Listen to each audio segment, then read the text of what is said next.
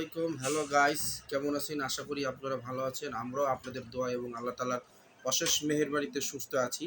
আমরা আজকে আপনাদের জন্য নিয়ে আসলাম একটি নতুন ভিডিও, যা চিড়িয়াখানার নতুন একটি মিউজিয়াম। যে মিউজিয়ামে মৃত প্রাণীদেরকে কেমিক্যালের মাধ্যমে তারা সাজিয়ে রেখেছে।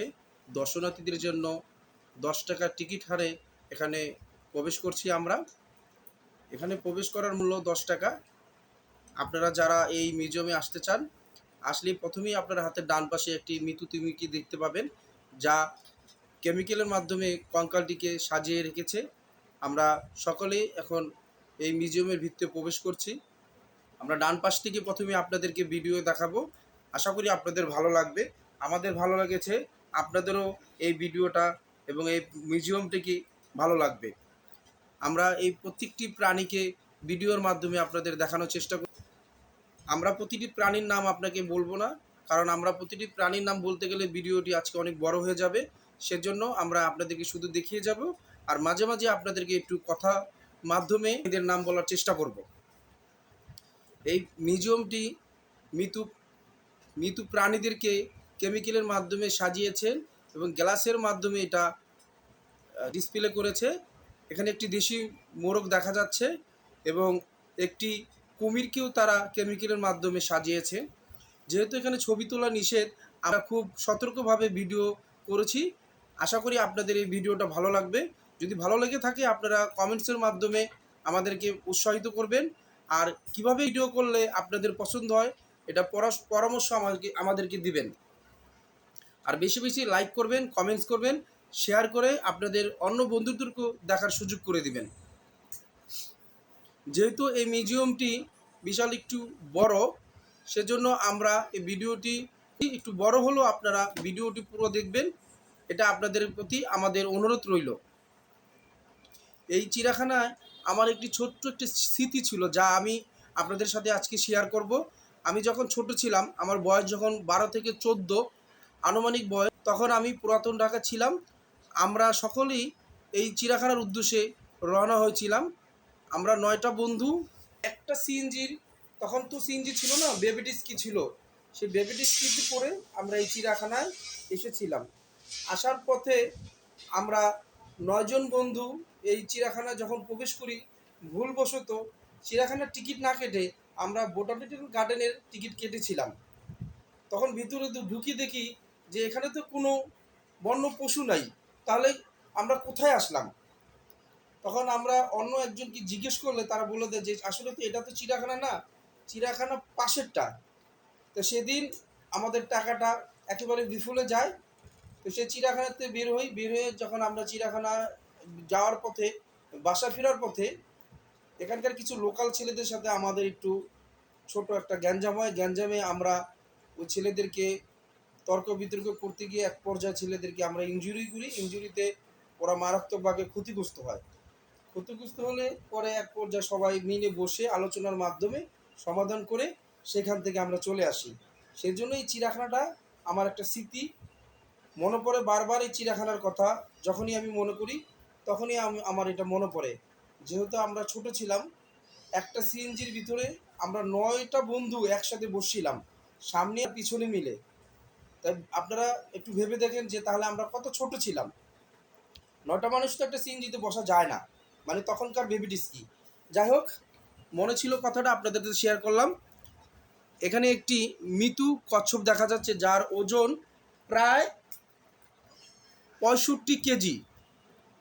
এটাকেও কেমিক্যালের মাধ্যমে এই চিড়িয়াখানার মিউজিয়াম কর্তৃপক্ষ সাজিয়ে রেখেছেন। সামুদ্রিক এটা কচ্ছপ, যা আমরা আপনাদেরকে ভিডিওর মাধ্যমে দেখানোর চেষ্টা করেছি। যেহেতু বাইরে প্রচুর বৃষ্টি হচ্ছে, সেজন্য এই মিউজিয়ামটা একটু ফাঁকা আছে। যদি বৃষ্টিটা দর্শনার্থীরা আরও অনেক আসতো, আমরা হয়তো এত রিল্যাক্স মুডে ভিডিও করতে পারতাম।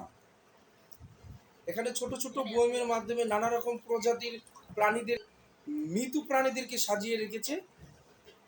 আপনারা যখন সরজমিনে এখানে আসবেন, আপনারা প্রত্যেকটি বয়ম দেখে দেখে প্রাণীদের নামগুলো পড়তে পারবেন। যেহেতু আমরা এত বয়মের মাঝে আপনাদের নামগুলো বলতে পারতাছি না, সেই জন্য আপনারা এখানে সরজমিনে এসে এগুলো প্রত্যেকটা প্রাণীর নাম আপনারা দেখে নেবেন। আশা করি আপনাদের ভালো লাগবে। এখানে একটি রয়্যাল বেঙ্গল টাইগার যা গ্লাসের ভিতরে সাজিয়ে রেখেছে, আপনাদের ভালো লাগবে যদি সরজমিনে আপনারা আসেন। আর যারা ইতিপূর্বে এটা দেখেছেন তারা তো দেখেছেনই, যারা দেখেন নাই তারা এখানে আসলে হয়তো আপনাদের ভালো লাগবে। যেহেতু আমাদের ভালো লেগেছে, আপনাদেরও লাগবে এটা আমরা বিশ্বাস করি। বিশেষ করে ছোট ছোট বাচ্চা যারা আছে তাদের এটা খুব পছন্দ, সেজন্য এখানে বড়দের চাইতে ছোট বাচ্চাদেরই সংখ্যা বেশি ছিল। তা আমরা আস্তে আস্তে এপাশ ওপাশ মিলে আপনাদেরকে ভিডিও করে সামনের দিকে আগাচ্ছি। আর আপনারা ধৈর্য ধরে পুরো ভিডিওটি দেখেন, তাহলে আপনাদের ভালো লাগবে। আস্তে আস্তে করে সামনের দিকে যাব, যেহেতু সামনে অনেক একুরিয়াম আছে, যা একুরিয়ামের মাছ আছে সেখানে, যেহেতু সামনে যাব এই জন্য আপনাদের যতটুকু সম্ভব এই ভিডিওগুলো আমরা দেখাচ্ছি। আপনারা ভিডিওগুলো দেখে নিয়ে বইমের ভিতরে যত প্রাণীগুলো আছে তাও আপনারা একটু লক্ষ্য করে দেখবেন। যেহেতু আমরা প্রত্যেকটা প্রাণীর নাম বলতে পারছি না, সেজন্য আপনারা এখানে সামনে এসে নিজ দায়িত্বে দেখে নেবেন।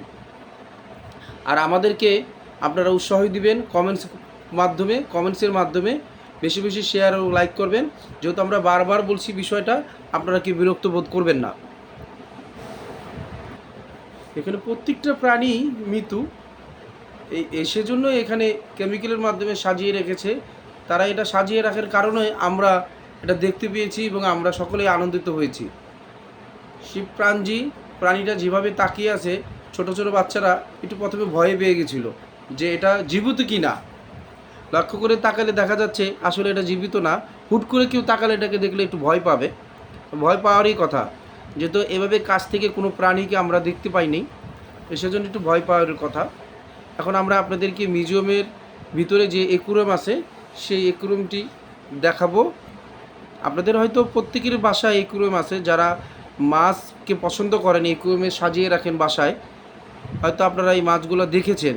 তারপরে এখানে নানা রকম কিছু মাছ আছে যেগুলো আকারে অনেক বড়, সেজন্য ভেবেছি যে ভিডিওর মাধ্যমে আপনাদের সাথে শেয়ার করব। দেখেন এখানে অনেক একুরিয়াম, যা দর্শনার্থীরা একে অপরকে দেখাচ্ছে এবং আমরাও আপনাদেরকে ভিডিওর মাধ্যমে দেখানোর জন্য ভিডিও তৈরি করছি। আমার ছোট্ট মেয়ে অফা একা একা ঘোরাফেরা করছে, যেহেতু আমরা সকলেই ক্লান্ত সেজন্য ওকেও ছেড়ে দিয়েছি। এখানে জীবিত কিছু কচ্ছপ, আকারে খুবই ছোট, সেজন্য একুরিয়ামের ভিতরে ছেড়ে দিয়েছে। একুরিয়ামের ভিতরে ওরা মনের আনন্দে ঘুরে বেড়াচ্ছে। আমরা বাইরের থেকে তাদের আনন্দিত দেখে আমরাও আনন্দিত হয়েছি। একুরিয়ামের এই মাছগুলোও খুব সুন্দরভাবে তারা ঘুরে বেড়াচ্ছেন। একুরিয়ামের ভিতরে আসলে এই মাছগুলো দেখতে ভালো লাগে। বাইরে থেকে এদেরকে দেখতে যা সুন্দর মনে হয়, ভালো মনে হয়, বের করলে তা কিন্তু লাগে না। আসলে এই প্রত্যেকটা মাছ যা আমরা দেখছি এখন, মাছগুলোর নাম আমরা যদিও জানি না, যারা একুরিয়াম বাসায় রাখেন তারা হয়তো জানেন এই মাছের নামগুলো কি। এখানে ছোট ছোট কিছু একুরিয়ামের মাছ দেখা যাচ্ছে।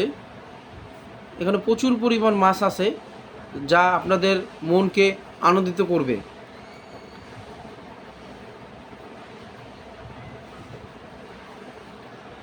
আমরা 7 জন সদস্য এখানে একুরিয়ামের মাছ এবং প্রাণীদেরকে ঘুরে ঘুরে দেখেছি। এটা সম্ভবত সাদা শিং মাছ, হ্যাঁ ওইটা সাদা শিং মাছই বলে। আর আমরা আপনাদের জন্য যে ভিডিওগুলো তৈরি করি, সে ভিডিওগুলো ভালো মন্দ যাচাই করার দায়িত্ব আপনাদের।